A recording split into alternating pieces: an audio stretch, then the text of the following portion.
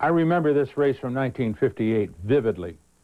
Like thousands sitting on the main straight, we waited for the field to appear for the first lap, but nothing happened. Then a few battered machines straggled out of turn 4. A terrible accident had occurred in turn 3, caused by an idiotic move by a loopy driver named Ed Elysian. Trying to lead the first lap from Dick Rathman, Elysian spun, causing a metal-shredding 15-car pileup that tragically killed the popular and talented Pat O'Connor, who was on the threshold of a great career. Oddly, in this sanitized report of the crash, although O'Connor is mentioned, his death is ignored. No doubt the sponsor was trying to paper over the fact that American racing was at that time gruesomely dangerous. These were perilous times. The men in these big, fast, ungainly race cars had iron you-know-whats, as you will see. Time goes by, and as it passes, comes the final, toughest test. Here the finest come to battle, and the victories to the best. Yes, victory to the best. For only the best run here at the Indianapolis 500. From the time the Speedway opened, race morning at 5 o'clock, 200,000 people from every state in the Union and 18 foreign countries have been pouring through the gates. This once-a-year spectacular fills the grandstands that frame the track with fans who have reserved their seats months in advance. The Purdue University Band parades the colors along the main straightaway. The music, the crowds, the cars are all part of one great show.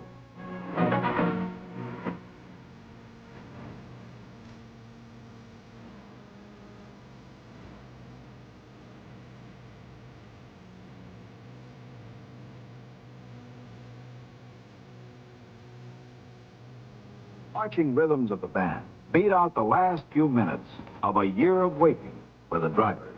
For Al Keller, 38 years old, 4th year at Indianapolis. For Paul Russo, 44 and a grandfather, 12th year at the 500. Unser, 26, rookie. Thompson, 36, 6th year. Cheeseburg, 31, 2nd year. Goldsmith, 30, rookie. Amick, 34, rookie. Boyd, 32, 4th year. Bettenhausen, 42, 13 years. Bryan, 31, 7th year. The traditional balloons rise into the sun-bright sky, signal that the start is just moments away. The crowd becomes still. Tony Hulman, Speedway president, speaks the words that bring the waiting to an end. Gentlemen, start your engines.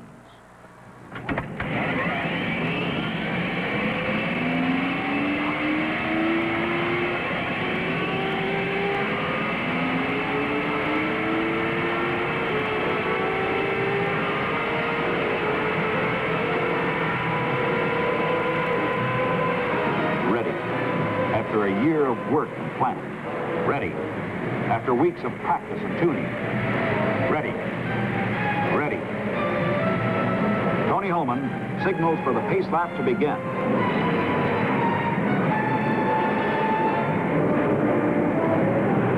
The fans come to their feet as 33 high-powered machines begin a parade lap around this, the greatest race course in the world. The cars file out of the pit area onto the track to form the traditional 11 rows of 3 abreast. The back straightaway and the cars bunched together. The 3 cars that belong in front are not in position. The first 3 cars had pulled out of the pits ahead of the pace car and must get around the track and into position before they cross the starting line. The third turn. The second row drivers still in front are holding back the field, waiting for Rathman, Elysian, and Reese.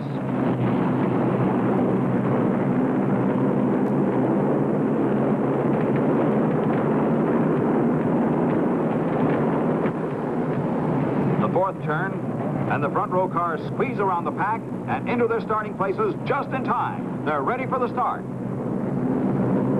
Here they come. And the race is on.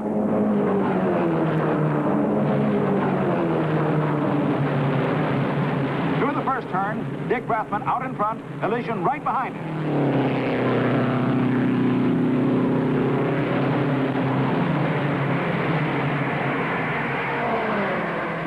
Through the second turn, Elysian cuts below the white line, but Rathman holds him off.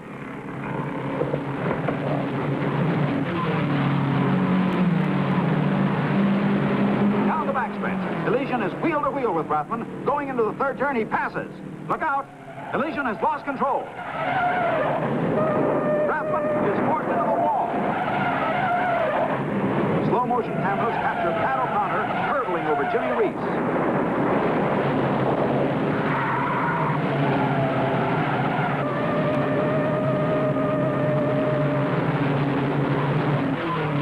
The track is blocked for the rest of the field. 3 other cars spin to avoid the wrecks. And a fourth. Watch it! He's rammed by 2 more. Look out! There goes another!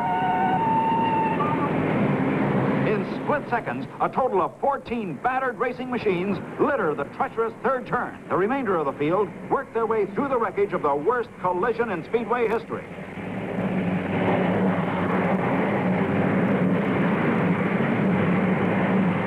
In the pits, mechanics are baffled. Their drivers should have come around long ago. Some of the cars are pushed clear of the track. Others must wait for the tow truck. Paul Russo brings his number 15 Novi Special into the pits under its own power and reports to his crew what has happened on the third turn. The smashed radiator may mean he's out of the race for good. What is left of number 97, Dick Rathman's car, is towed clear of the track. Number 97 is one of 8 cars that were totally wrecked and are out of the race.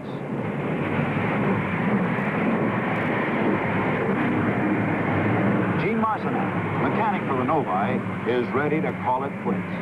But driver Russo calls for tools. He wants to get back in the race.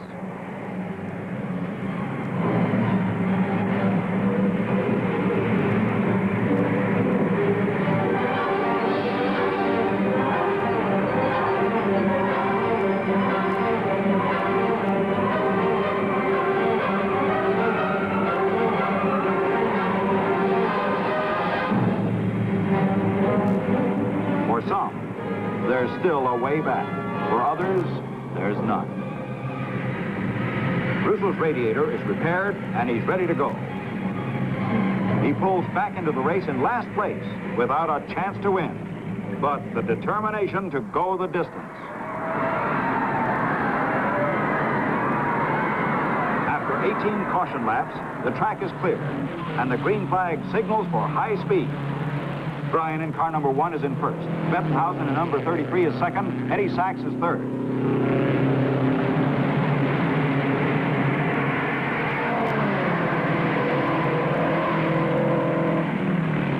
Bryan, Bettenhausen, and Sachs fight it out down the backstretch. Bettenhausen has hauled up on Bryan, and entering the fourth turn, he stands on it and charges into first place. Here they come down the front straightaway. There's a new threat. Amick, a rookie, in yellow number 99, has taken third. Bettenhausen is pushing the pace to 141 miles per hour. As the leaders battle their way around the oval, Bryan's crew waits. Can their car run in front?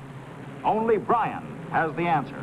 Out of the fourth turn, Bryan jolts the throttle of his Milan Special and passes Bettenhausen on the outside.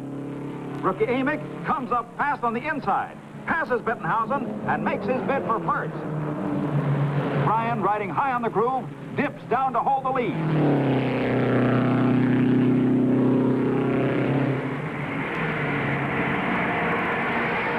The dogfight for front position is between the 3 cars in the field with the new low silhouette.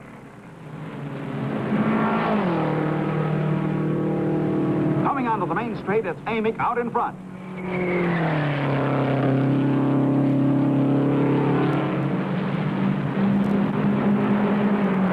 Bryan, low on the inside, noses ahead of Amick into the turn. But Amick, riding faster in the groove, comes into the second turn on top.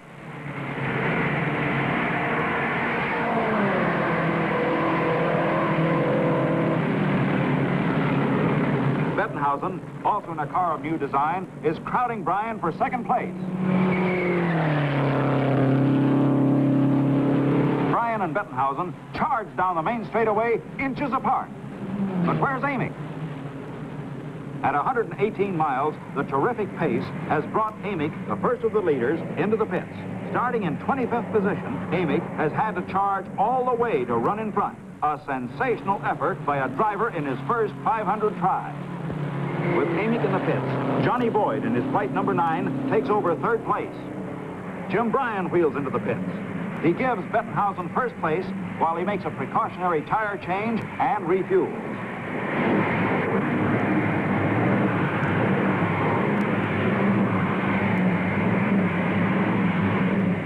Bettenhausen is driving hard to widen the gap. Bryan wants to get out and go. The Ballon Special pulls out with 3 fresh tires and fuel in 29 seconds. Where's Bettenhausen? Now, Bettenhausen gives the lead back to Bryan to make his pit stop.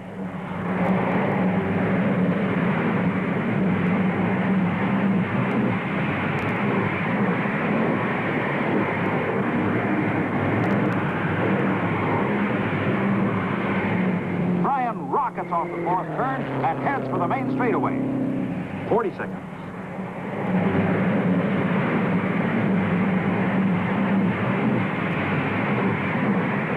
45 seconds. And Bettenhausen finally gets away.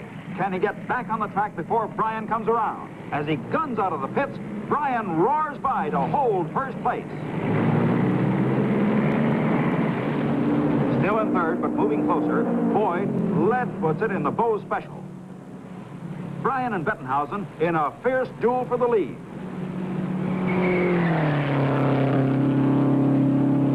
Boyd now only seconds behind.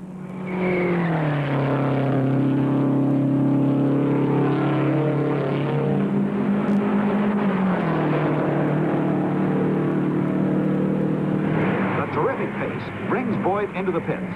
His plan had been to run the 500 with one less stop than the competition.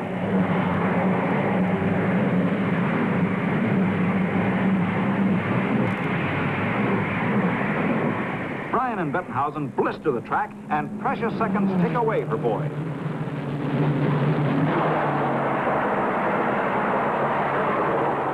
"37 seconds, and Boyd pulls out, still holding third place.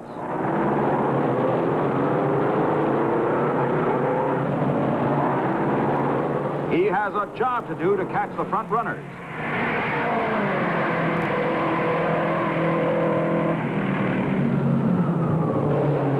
These are the lonely miles. After the first pit stops, 125 miles down, 375 to go. The fans settle back to watch the hours take their toll. It's just a matter of time. This is the test, the challenge of nerve and stamina. The next 150 laps grind more rubber into the brick and asphalt, burn more fuel supplies down, drain more strength from weary muscles. Through the monotonous, brutal miles, the leaders set a torturous pace. After 3 hours, only 14 cars still running.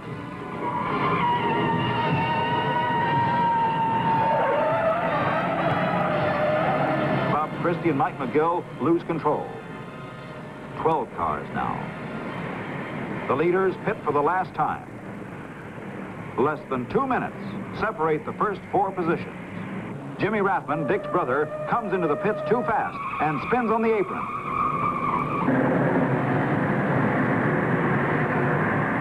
He decides to go around again.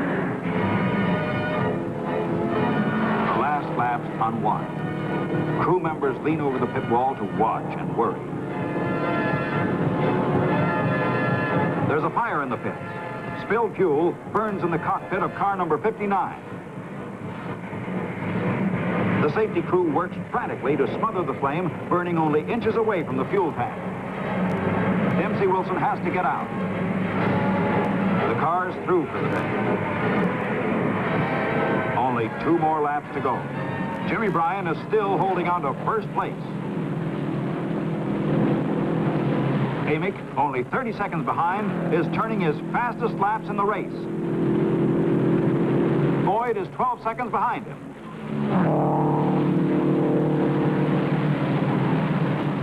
There's the white flag pointing at Bryan. The last lap. Only one more lap to go.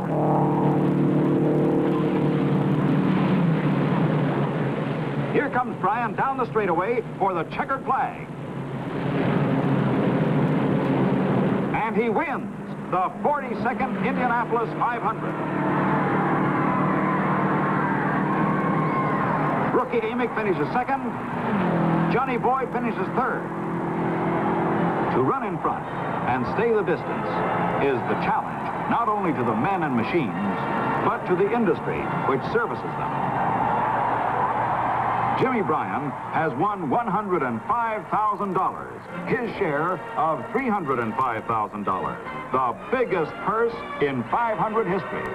This is a dream come true. From this testing and improving come the cars we drive today, and the new cars of tomorrow are already on the way. Looking onward to the future as new goals are made and set, still the challenge lies before us, and the challenge will be met. Tragically, 16 of the drivers in the starting field in the 1958 Indianapolis 500 would eventually die in race cars, including Elysian, the winner, the truly great Jimmy Bryan, and second-place finisher George Amick, as well as Jerry Unser, the older brother of Bobby and Al. One man who did survive, essentially unnoticed, back in 16th place, was a 23-year-old rookie from Texas named A.J. Foyt.